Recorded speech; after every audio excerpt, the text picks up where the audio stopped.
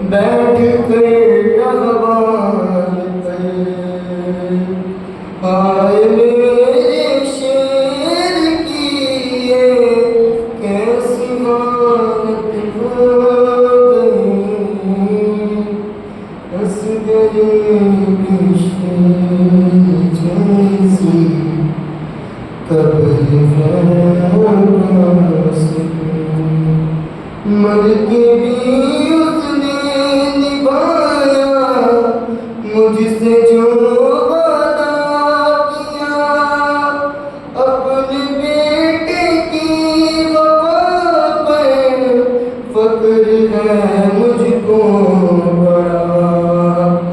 अब नहीं असग़र की माँ से कुछ भी मुझे शर्मिंदगी, असग़र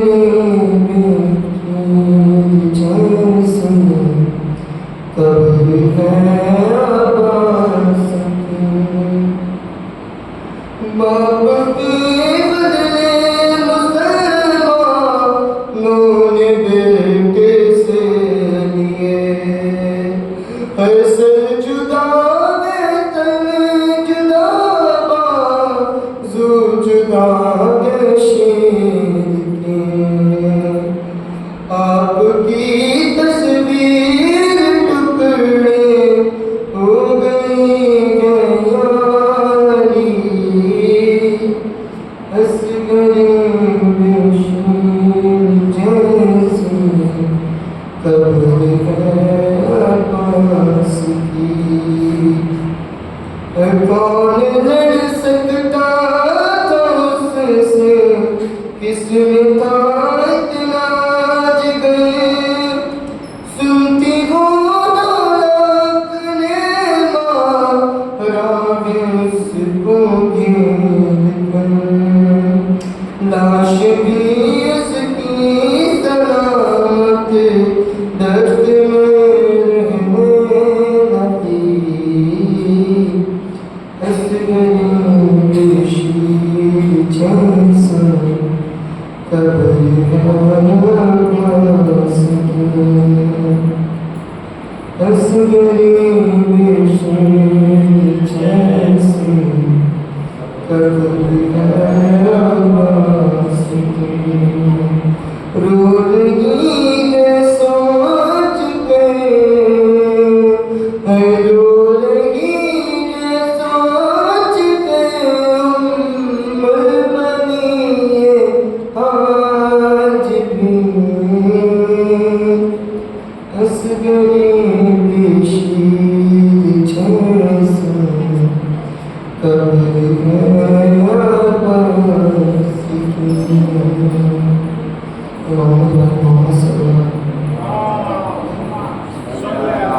मोहम्मद वाले मोहम्मद।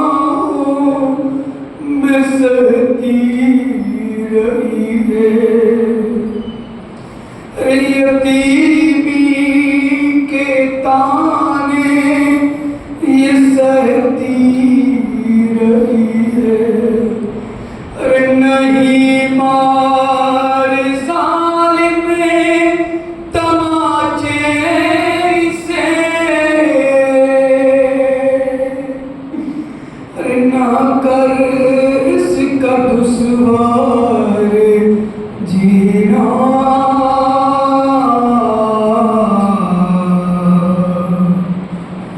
बहुत रो चुकी है सकीना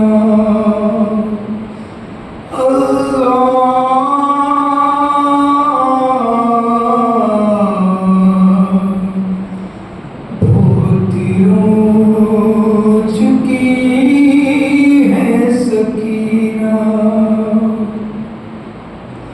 अरे सबर में ये सोई न जिंदानी आकर अरे उजाला किया यहाँ न दिल जलाकर अरे बदर से जो बिछड़ी है आसूर को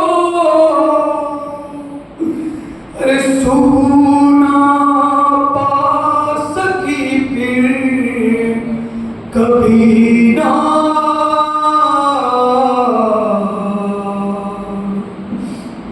बहुत रो चुकी है सकीना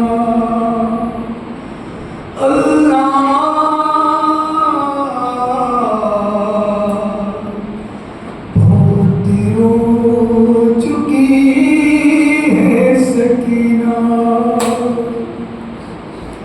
अरे मिला दस्त में जब के बाबा का लाशा अरे मिला दस्त में जब के बाबा का लाशा अरे लिपट के बदर से किया खूब गिरिया अरे वहाँ पहुंची ज़ैनब तो सहने कहाँ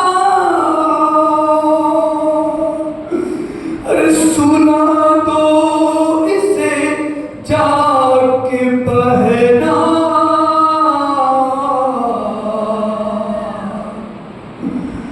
बहुत रो चुकी है सकीना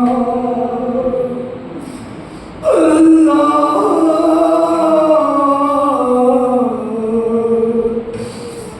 बहुत रो चुकी है सकीना अरे रसन दे गई थी निशानी गले पर अरे रसन दे गई है निशानी गले पर है पेशानी जख्मी जो खाए थे पत्थर अरे निशान है तमाचों के रुखसार पर अरे निशान है तमाचों के रुखसार पर अरे मसाइब से जख्मी है सीना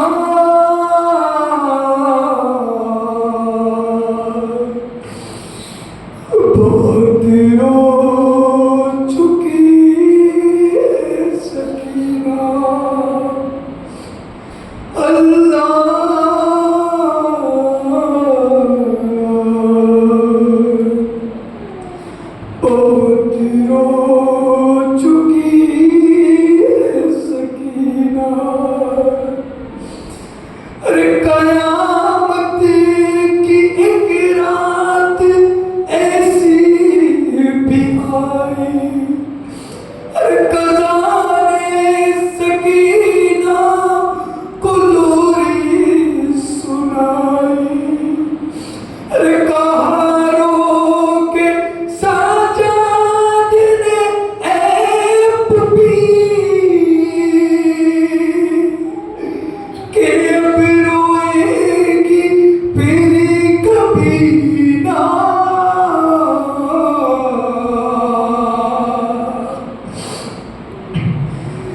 बहुत रो चुकी है सकीना,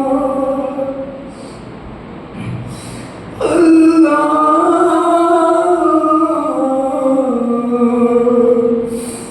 बहुत रो चुकी है सकीना। अरे जो कब्रे सकीना पे रोते थे कैदी, अरे जो कब्रे सकीना पे रोते थे कैदी, तो उन रोने वालों से बोले ये कि अरे तो उन रोने वालों से मानो ये कहती, अरे अभी तक के सोई है जिंदान में, अरे अभी तक के सोई है जिंदान में, अरे जगाओ ना इसे अब कोई ना,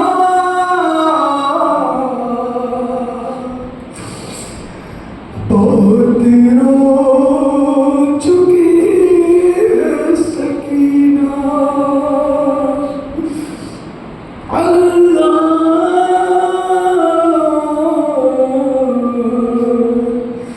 बहुत रो चुकी है सकीना। मोहम्मद और मोहम्मद सल्लल्लाहु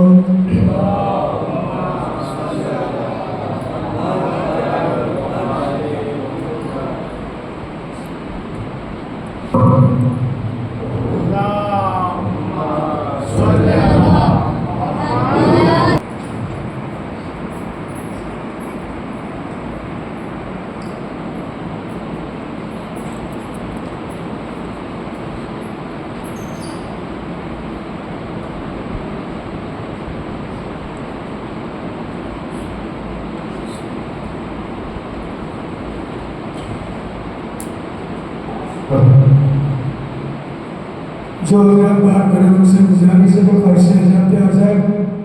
मजलिस इमाम से शुरू हो चुकी है। जो भी हजरात बाहर खड़े उनसे 10 दफा गुजारिश है कि अंदर मस्जिद में फर्श से जाते आ जाए। इमाम ज़माना को उनके आखिरी इमाम ज़माना को पुरसा है, आखिरी पुरसा है। जो भी हजरात बाहर खड़े हैं उनसे फिर से गुजारिश कर रहा हूँ कि मस्जिद के अंदर आ जाए। मोहम्मद और मोहम्मद सल्लल्लाहु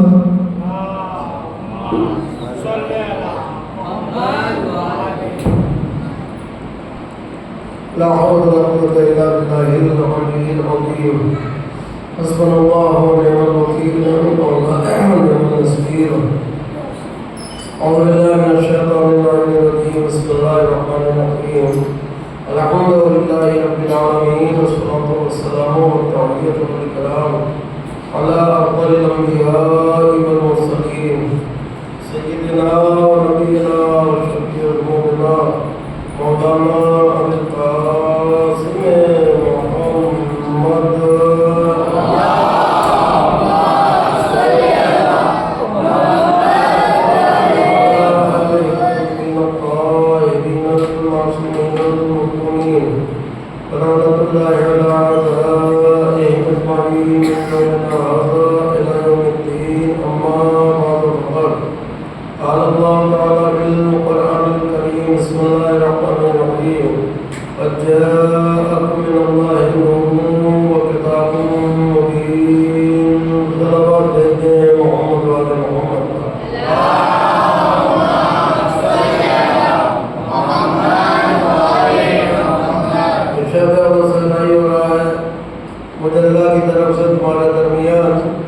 चमकता हुआ जगमगाता हुआ नूर आया और किताबें मुबीन आई।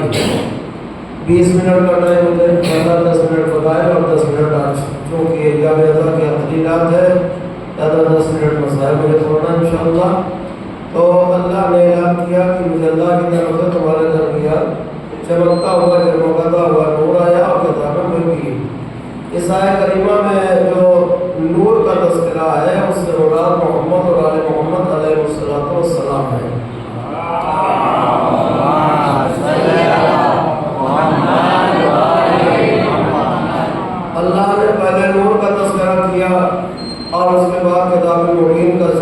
दिया, इसलिए कि थोड़ी सी भी अक्ल रखने वाला इंसान इस बात को एक्सेप्ट करेगा, तस्लीम करेगा कि दुनिया की कोई भी किताब छोटी हो या बड़ी, किसी भी ज़बान में हो, वो उजाले के बगैर, नूर के बगैर, रोशनी के बगैर नहीं पढ़ी जा सकती है।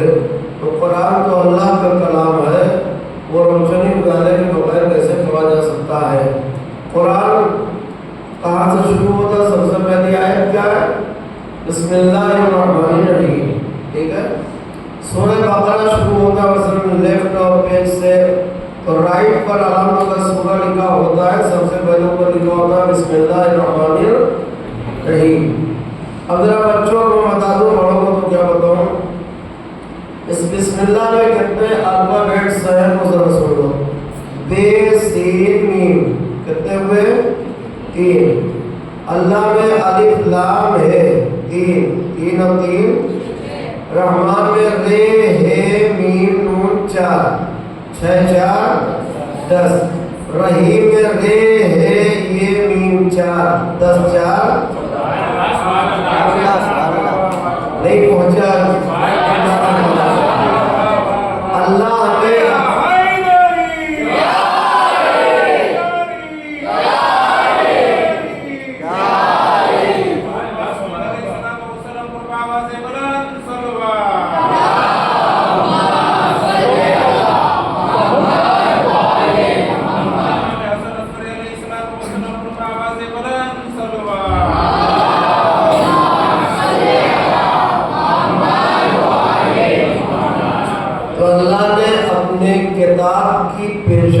नूर पर ये 14 हरूफ नहीं रखे हैं, बल्कि 14 शमए नूर की रोशन की हैं। और ये पता किया कि अगर कुरान को सही समझना है तो 14 की रोशनी में समझो।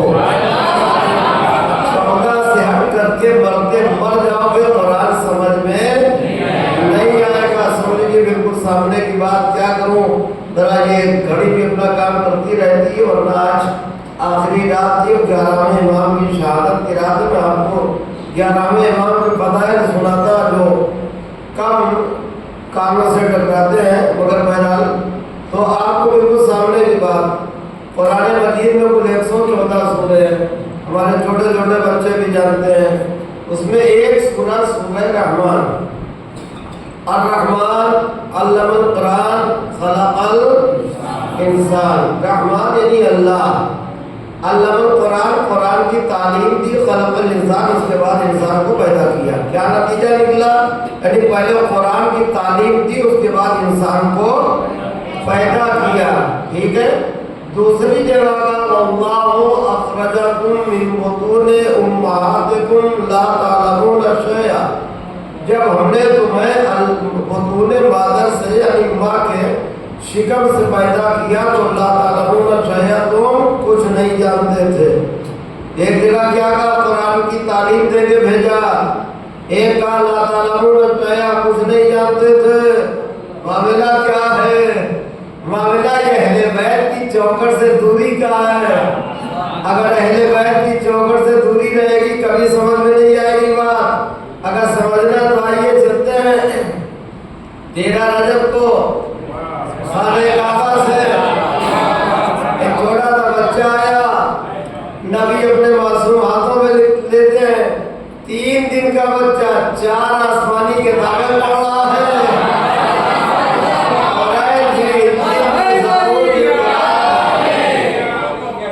ये अल्लाहुल कुरान खलक़ल इंसान के मिसदाक है। हम आप ला तालमून शैआ, कुछ नहीं जानते थे।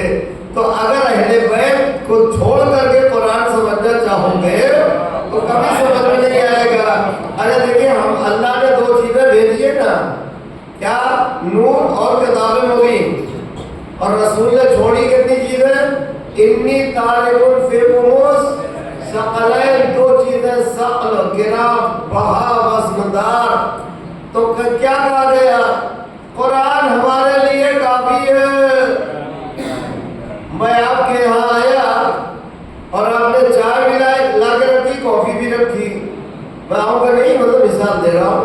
तो मैंने कहा जी कॉफी जो है काफी है, चाय की जरूरत तो ये कॉफी काफी है का मतलब ये है कि इसके अलावा कुछ और भी आप लेके आए हैं। कुरान काफी है का मतलब कुछ और रसूल दे रहे थे।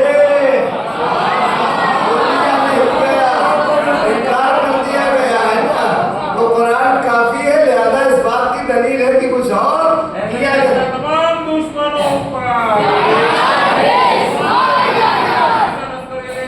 तमाम दुश्मनों पर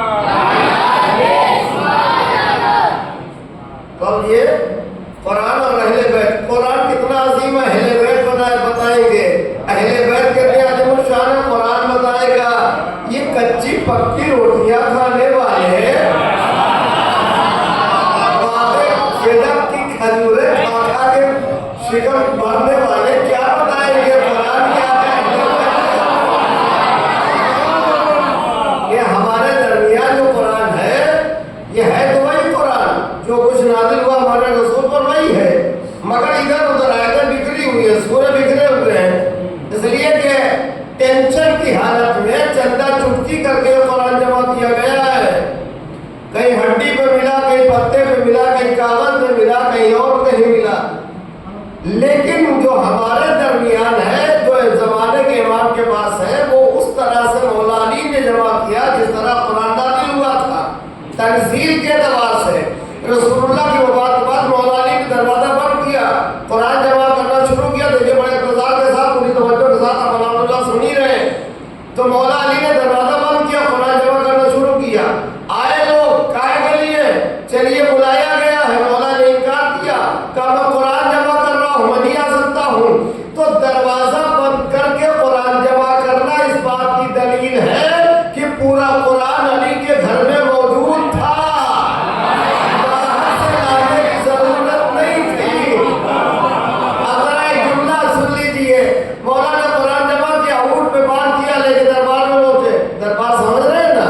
हाँ, ये तो मजलिसें सुनते सुनते हमारे बच्चे भी इतने माहिर हो गए हैं। साल में छपती है बिदअत की फतवों की किताबें जितनी, साल में छपती है फतवों की किताबें जितनी, उतना हम बच्चों को 10 दिन में पढ़ा देते हैं।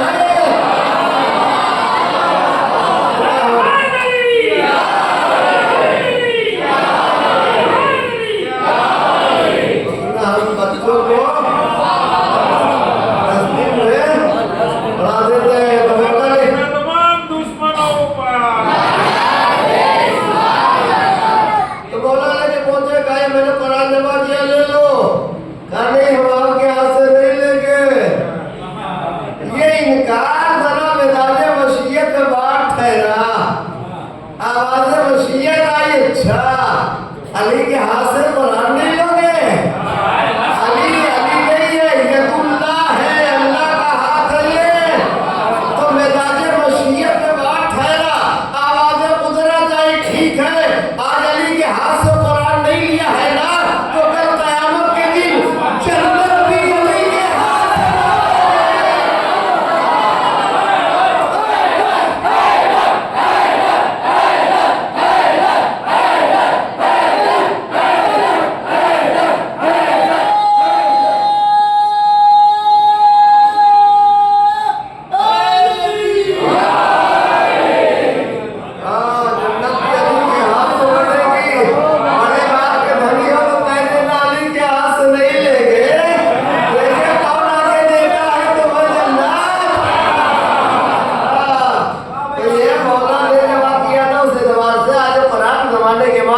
इंशाअल्लाह इमाम का ज़ुहूर होगा तो इमाम कुरान लेकर के आएंगे। तो कुरान और अहले बैत यही वजह है। अभी जाने गिरामी देखिए, खुदा ने दोनों चीजें भेजी हैं, हमारे रसूल ने दोनों चीजें छोड़ी हैं। ये दोनों एक दूसरे से कभी जुदा नहीं हो सकते हैं। इसलिए कि रसूलुल्लाह ने गारंटी ली है, जब तक हौज़े कौसर पे मेरे पास नहीं पहुंच जाएंगे, एक दूसरे से अलग नहीं हो सकते हैं। अब 8-10 शेर सुन लीजिए, उसके बाद मैं गिरामी इमाम के थोड़े से बता कर वैसे रखते मसाइब। क्या आयत पढ़ी? क़द जाअकुम मिनल्लाहि नूरुन व किताबुम मुबीन। नूर और किताब मुबीन खालिद ने भेजे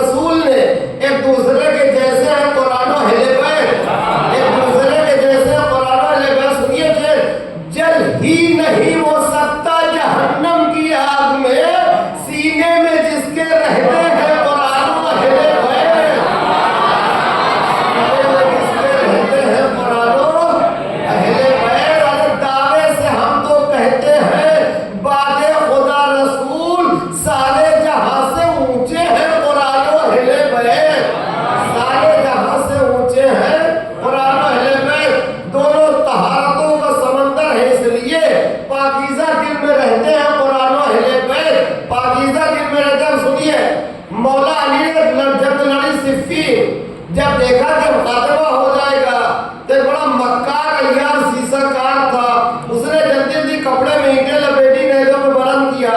काम दरमियान जो कुरान लाए सुलह करना चाहते हैं, अब आप कुर्बान जाइए उस अली के जिसकी निगाहें देख रही थी क्या है, मगर कुरान का इतना एहतराम किया कि जब रोक दी आप कहेंगे कैसे अली देख रहे थे, अमा जिसकी हथेली की लकीरें चूम के हाथ की जुल्फ़िकार नस्लों की आज़मा बन गया है।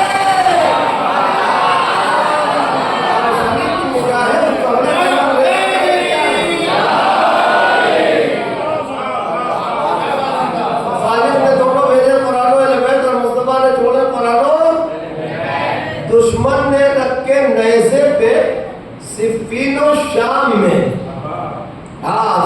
दुश्मन ने रख के नैज़े पे सिफ़ीनो शाम में, खुद ही बताया ऊंचे है कुरान में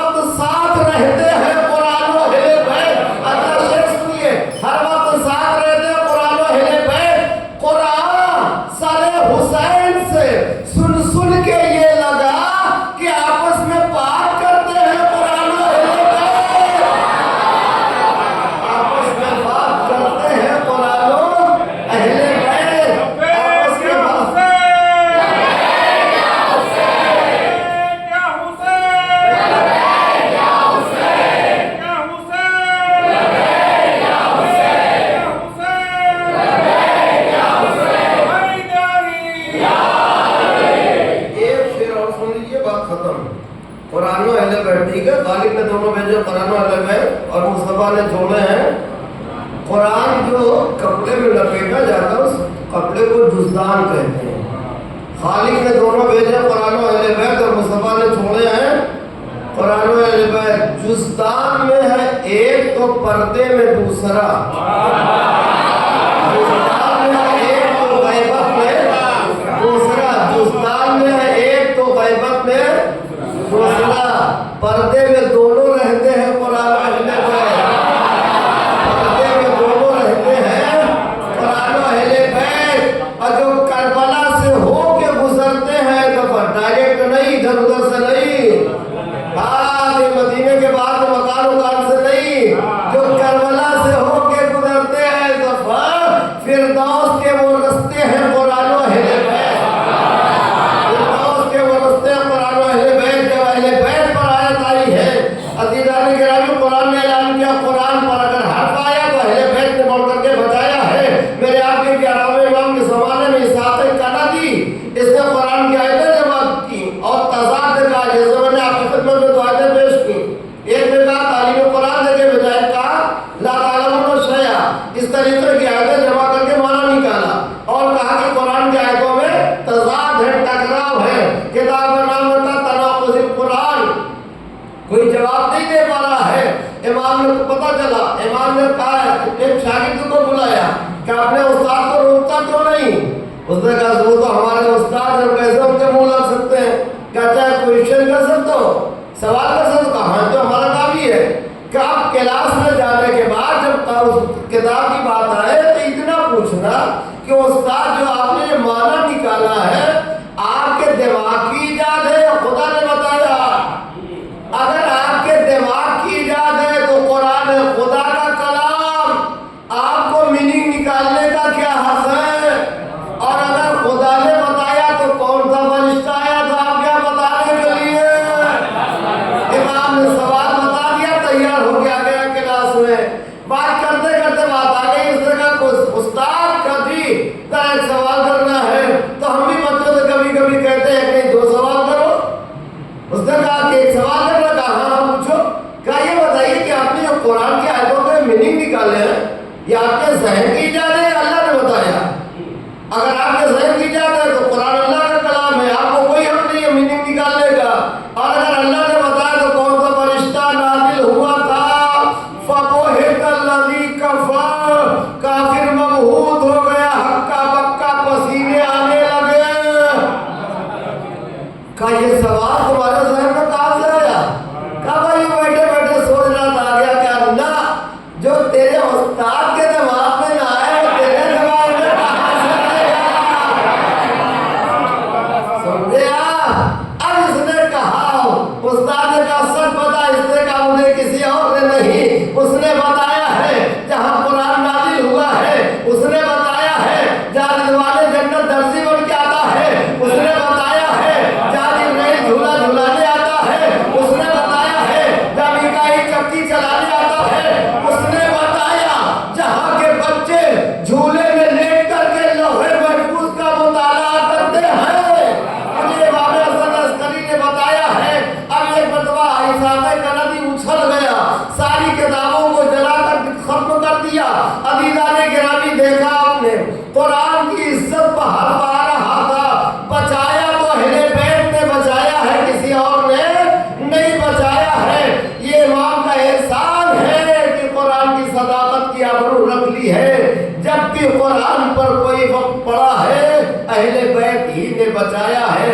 वो फदाइल व कमालात, एक छोटी सी बात ताकि रब्ते मसाइल के लिए मुझे आसानी हो सके।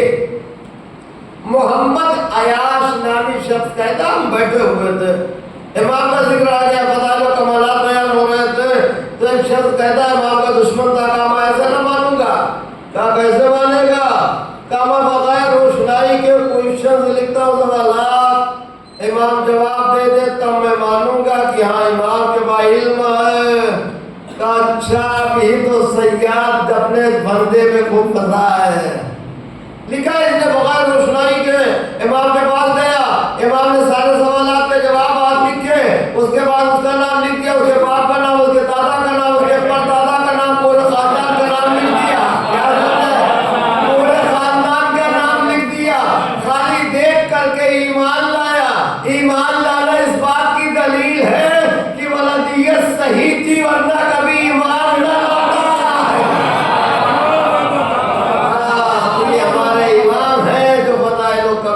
दुनिया से बर्दाश्त नहीं हो रहे थे।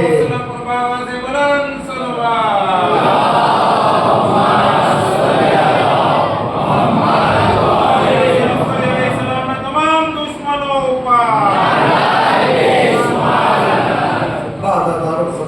मैंने बात बड़े इंतजार के साथ मस्जिद में आपने यकीनन सुना होगा इमाम की शहादत का बयान। मैं आज मालूम नहीं कर सका क्या क्या बयान हुआ, वरना बयान मालूम कर लेता हूँ ताकि रिपीट न होने पाए, लेकिन चंद जुमले सुन लीजिए। हमारे 11वें इमाम को जो असलियतें दी गई हैं, 24 साल की अभी जब उम्र हुई थी तो बिल्कुल ज़ईफ़ी के आसार नमूना आ गए। कभी भूखा रखा गया, कभी प्यासा रखा गया। एक सितम ये भी था कि घर वालों से भी मिलने नहीं दिया जा रहा। अक्सर मेरा मौला कैद खाने में तयम्मुम से नमाज पढ़ता था, पानी नहीं मिलता था वज़ू करने के लिए। इस तरीके से इमाम को नियतें दी गई हैं। हमेशा कोशिश रही कि इमाम की जिंदगी का चराग बुझा दिया जाए। यहाँ तक कि मोतबर नामी शख्स ये तख्त पर आता है, इसने जहर आलूद खाना तैयार कराया, अपने खादिम के जरिए से इमाम के पास भिजवाया। लेके पहुंचा, खादिम कहता सरकार ने आपके लिए खास तौर से भिजवाया है। इमाम ने कहा ठीक है, मैं ही तनावुल फरमाऊंगा। ये कह के 2-4 लुक़मे खाए। अदादारो, जहर बहरहाल जहर होता है। उसने अपना काम करना शुरू कर दिया। मेरा इमाम बिस्तर पे आया, माहिए पे आपकी तरह तड़पने लगा। अकीद नामी शख्स कहता है इमाम ने मुझसे कहा अकीद, जब आपे मस्तगी मांगो तो समझना मेरी जिंदगी के आखिरी लम्हात हैं। इमाम ने पानी मांगा, अकीद ने आपे मस्तगी पेश किया। मौला ने कहा नहीं अभी इसका वक्त नहीं, खालिस पानी दे दो, मैं वज़ू करके अल्लाह की आखिरी नमाज पढ़ लूं। अदादारो, अकीद ने पानी दिया, मौला ने वज़ू किया, जिंदगी की आखिरी नमाज पढ़ी, बिस्तर पर लेटे थे। आवाज दी अकीद आपे मस्तगी दे दो। देख लेकर के अकीद आगे बढ़े, हाथों से लिया, होठों से लगाना चाहा, मगर हाथों में ऐसा राक्षा पैदा हुआ। मेरा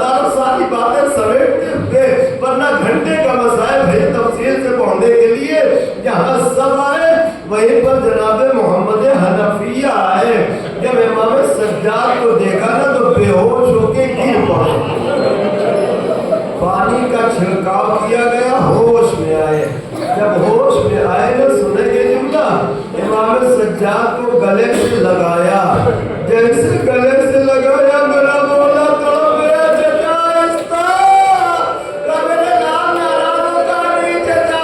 अरे जरा मेरे गले की तरफ तो देखो। अब जो मोहम्मद हनफिया ने देखा, अरे वो गहरे गहरे साहब मेरे लाल ये क्या का चचा तो खालिदा करबला से कूफा, कूफा से शाम। और उसके बाद दादारो 2 मंजिल और मजलिस तमाम किए देता हूँ जहाँ सब आए ना। वह हुसैन की एक बीमार बेटी उसे हुसैन का राह छोड़ के गए। इस कलेजे से कहूँ ना दारो, जब बशीर ने जाके काबे तेरा दी है ना, तो सबरा को कितना अरमान रहा होगा, मेरा बाबा आ गया, मेरा चचा आ गया, मेरा भैया आ गया। अब तो मेरा भैया अली असगर कदमों से चलने लगा होगा। नागिन में शर्मा चलो, मेरा बाबा से मिलेगी। अल्लाह ताला आई तो सबरा ये सारे अरमान लेकर के खुदा अपनी औलादों को सलामत रखे। इनकी छोटी बच्चियां हमके लिए दुआएं मांग लेना। इधर सबरा अरे इतने अरमान से आई, जब काबिले के पास पहुंचे जुमला सुनेंगे। जब हुसैन की बीमार बेटी काफिले के करीब पहुंची ना, तो हैरत से देख रही है। देख करके अजब सवाल किया, क्या ये वही काफिला है जिसमें अली की बेटी ज़ैनब लौट के आई है? अगला सुनने तो ज़ैनब तो गई, ज़ोहरा पहचाना नहीं। अरे अब जो ज़ोहरा ने और किया, बाल सफेद हो चुके हैं, कमर कम हो चुकी, आंखों में हल्का।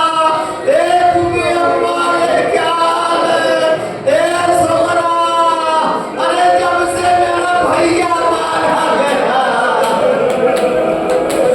एक लम्हा देने को चैन नहीं।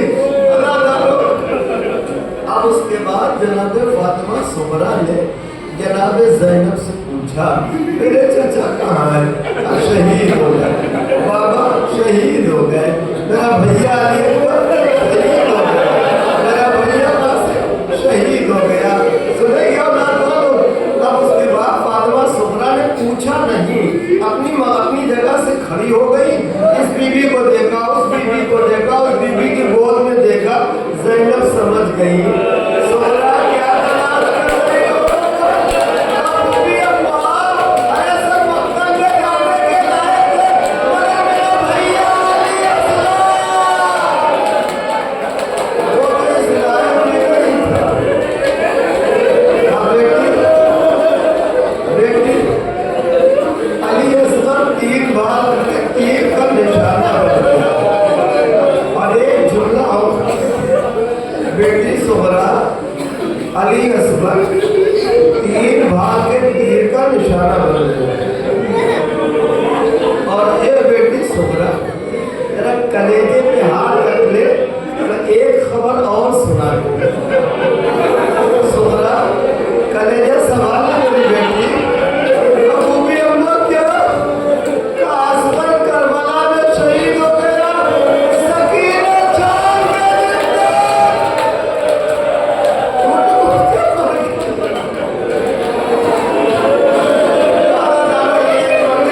मजलिस तमाम। रात का अंधेरा छा गया। ज़ैनब नाना के रोज़े पर आई, माँ के चबूतर, भाई के मज़ार पर उजड़े हुए घर। अब रात है तो रोना, दिन है तो रोना, सुबह शाम रोना ही रोना। एक मरतबा जनाब अब्दुल्ला ने इमाम सज्जाद से कहा, मौला मेरा घर उजड़ गया है, अपनी रूटी से कहिए तशरीफ लाए मेरे घर पर। इमाम का हुक्म था। जनाब ज़ैनब तैयार हुई और अपने बैतुल शरफ से निकलकर शौहर जनाब अब्दुल्ला के घर में चली गई। अब वो एक एक कदम कैसे उठा होगा ये ज़ैनब जाने। इत्तेफाक से जनाब अब्दुल्ला मौजूद नहीं थे घर में। बड़े मालदार थे, जमींदार थे, बड़ा वसीम अलीज़ मकान था, तो घर में मौजूद नहीं थे। बीबी ज़ैनब बाहर के हिस्से में बैठ गई। औलाद वालों मोहम्मद याद आए होंगे ना।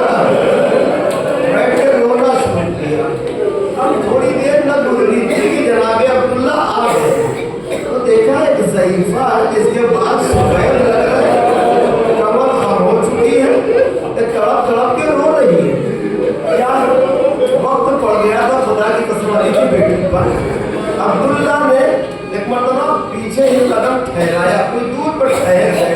ठहर के जब जुमला कहा कलेजा फट जाए, कभी भी यहाँ क्यों बैठ के रो रही हो?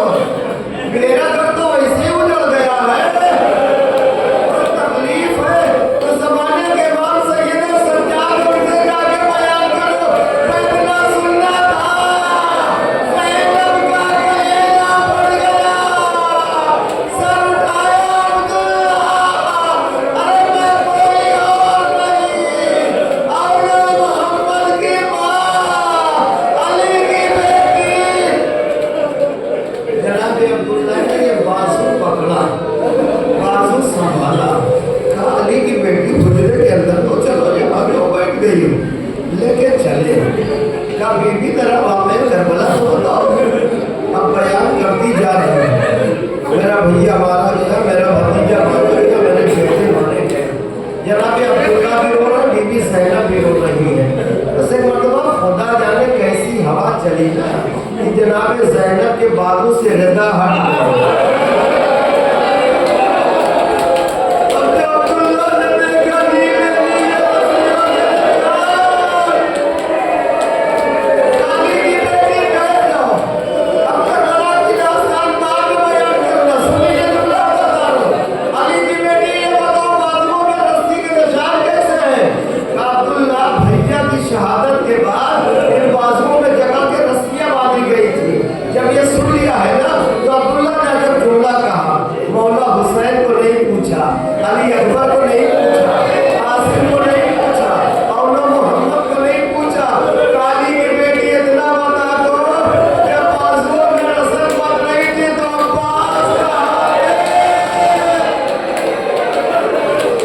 आवाज़ अब्दुल्ला मेरा भैया शाने कटा के पहले ही खुराक की तरह ही मकसद हुआ था। आखिरी जुमला मजलिस तमाम। जनाब अब्दुल्ला ने फिर बाजू संभाला और लेके आहिस्ता आहिस्ता चले।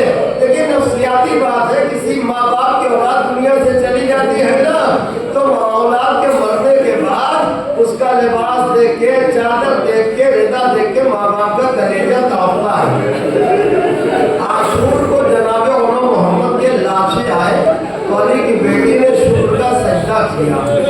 कैद खाने शाम से होने के बाद सर आए मगर ज़ैनब लेने के लिए आगे नहीं बढ़ी थी।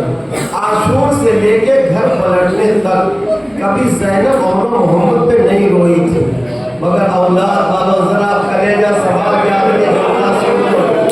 जनाब अब्दुल्ला ने बाजू संभाला, आहिस्ता आहिस्ता लेके चले, हुजरे के अंदर कदम रखा, सिराने दो छोटे छोटे अमामे नजर आए।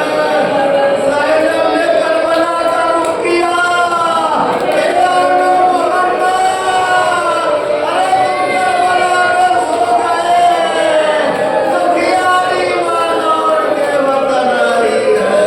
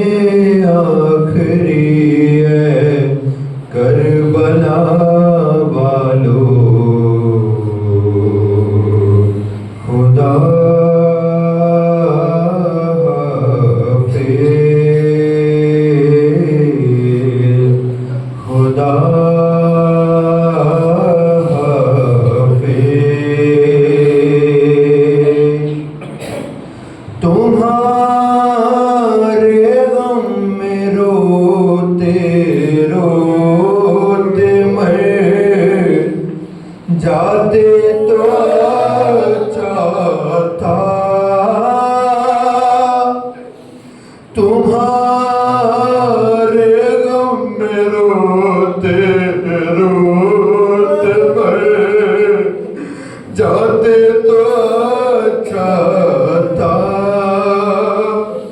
ये हसरत रह गई,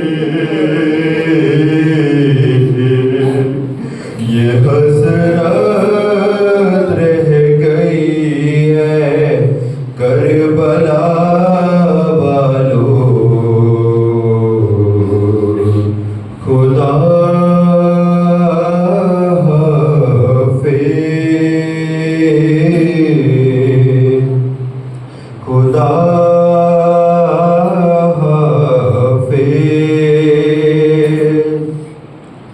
फिर अगले साल हम यूं ही सफ़ेद मातम बिछाएंगे, फिर अगले साल हम यूं ही सफ़ेद मातम बिछाएंगे, रही गए जिंदगी, रही गए जिंदगी है करबला वालों, खुदा हाफिज़, खुदा हाफिज़, खुदा हाफिज़, खुदा हाफिज़, खुदा हाफिज़, खुदा हाफिज़। सलामे आखिरी, सलामे आखिरी है करबला वालों, खुदा हाफिज़, खुदा हाफिज़।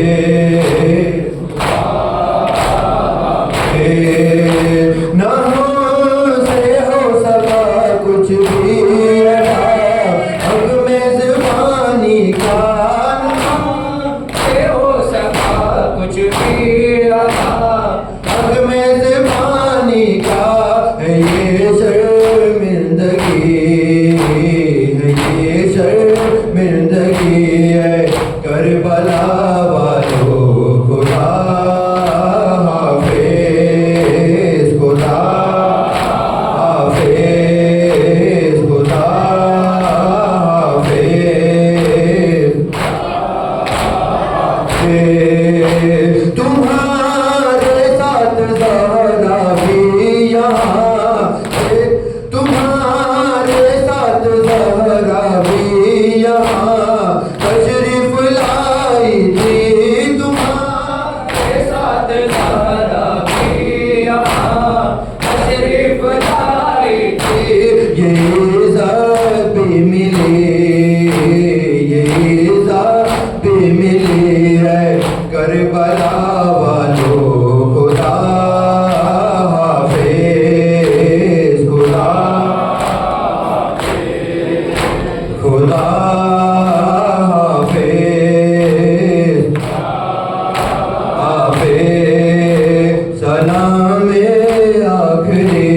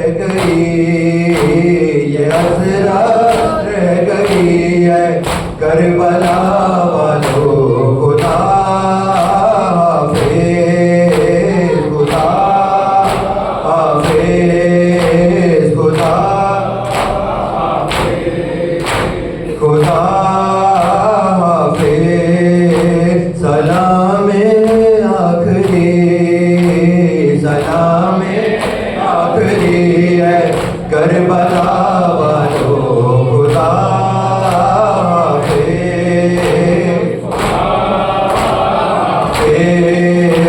किसी सूरत बहलता ही नहीं दिल कैसे बहलाए किसी सूरत बहलता ही नहीं दिल कैसे बहलाए अजब है बेकली अजब है बेकली है करबला वालों खुदा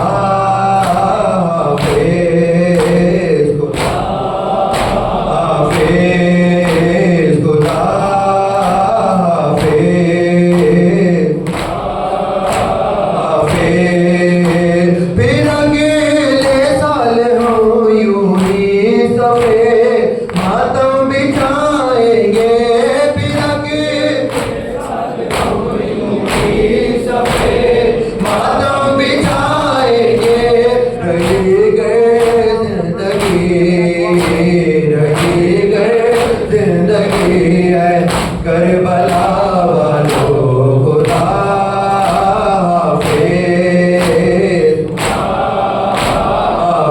हाफिज़ खुदा हाफिज़ हाफिज़ सलाम आखिरी